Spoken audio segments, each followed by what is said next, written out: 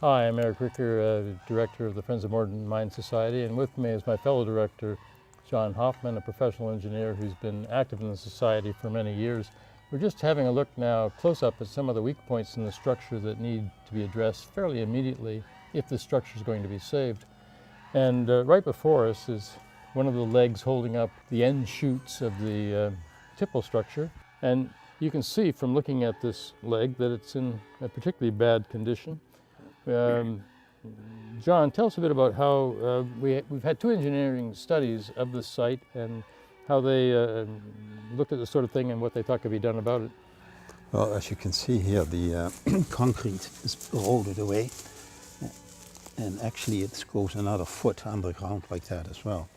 So it's at the interface of the wet and the dry that the concrete wears out the most. You can see the reinforcing steel is holding it together, and that's all. So if you took those reinforcing rods out of there, it would be game over. It would be just crumbling, and right. The way it looks now, see, the reinforcing steel is rusted through. These are called ties, and that's the vertical reinforcing. That's going to be rusted next.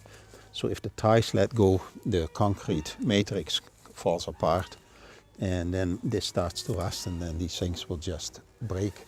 And as you can tell, there would be a little bit of low distribution if you lost one, but if you lose two or three, then this whole thing is going to fall down. Okay. And this is generally the case everywhere. If you look up, you see exposed rebar coming out, particularly in places where water has access to the concrete. See the soffit of that beam over there is particularly bad shape. And this is a phenomenon that shows up all over here. Now, generally speaking, the more exposed to the weather, the worse the condition. If we look at in the internal part of this structure, it's not nearly in as bad a shape, and it's of course what gives us great confidence about being able to save it. Look down those interior supports, the weathering factor isn't really the same at all. They're very much. Yeah. The only thing though is that there isn't that much time left. There isn't another 100 years left, because you can see that the reinforcing steel is corroding, and when the reinforcing steel corrodes, it expands, and it will wedge the concrete off the surface, and then it escalates. You can see that by just looking down this series of chutes and seeing the rebar exposed and the concrete's been peeling off there. And recently, a new member of our society, head of a construction company in Victoria, John Nappett, who was responsible for had the main contract for restoring the Kinsel Trestle, was up visiting the site with John and I, pointed out that the problem with this sort of structure is the rate of deterioration increases as erosion takes in, because the water gets in under the concrete. We'll go and look now at the most crucially weakened spot on the whole structure. Now we've come around to one of the most critically weakened areas of the structure, John, to have a look at it, and that's the major loading chute part of the Tipple, which is actually effectively on a second story. And we might just talk a little bit about what the real difficulties are here and how difficult it might be to repair them. Okay. Well, you can see that structure is self-supporting, standing by itself. It's not tied into anything else. So it's not like what we looked at the road over there. There is no low distribution possible. There's also no cross bracing in there. So if one of those columns gives away, the unbalance may come into effect, and the whole thing may fall over. And if it falls into the main frame, the head frame over there, that would be a real disaster.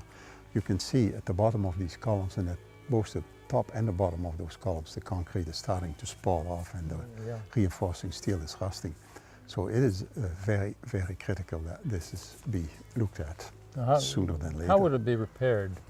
Well, the repairing would be done as would be done in general. You need to have a temporary support under there first somehow. That needs to be engineered for the safety of the workmen and to get access. And then you would chip off all the loose concrete and then clean off the rebar, put some rust inhibitive coating on there, and then put the concrete back together again. And then what we would use is a polymer modified concrete, which has a much higher resistance to weathering than what's there now. And this would be a procedure that would go all the way around the structure. Okay. So let's move now over to the head frame area and have a look at some of the weak points there. We're now under the head frame, in other words, the elevator shaft for this structure, which goes up 7 stories. And we're right at the base of it, and you can see lying on the ground here an enormous piece of concrete. And that was attached to the structure nearby. It came off when these wood beams came tumbling down about 5 years ago. It's an amazing thing to see a piece of concrete, reinforced concrete this large, totally knocked off this structure, but that's what happened. John, what did that indicate about the overall strength of this structure, that that piece would actually come out with a piece of wood coming down on top of it? Well, it's obviously not designed to resist the impact of a piece of wood at mid-span. See, these concrete beams, they provide lateral support to those tall columns. Right. Now, if you don't have intermediate supports in there, that column would just go bend and come down like a snake. So when that wood came down and it hit this concrete column, or concrete beam, the beam snapped. Now, the important thing to note here is that there is still quite a bit of wood hanging up there that is rotting away as we speak. And if that comes down, it could take out that beam or that beam.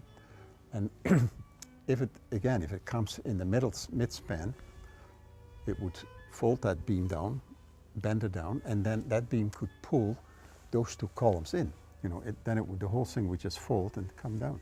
Implode, really. Implode, exactly. Yes, exactly, yeah. And this is very critical that that's dealt with sooner than later, much sooner. Yeah. And we've put it to the government when we were actually visiting the minister. Delegation included John Knapp, John Hofman, myself, and Ron Catalan, the Liberal MLA for North Nanaimo in the Qualicum area.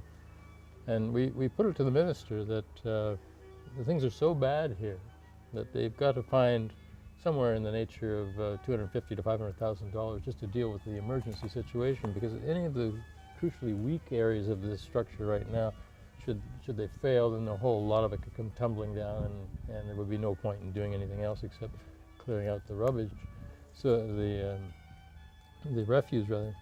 So it's very important that they find a way of getting to this site and making it a priority if they intend to save this as a park, a memorial park. Now we can just move around to the other part of the head frame and have a look at some of the other areas that are in difficulty.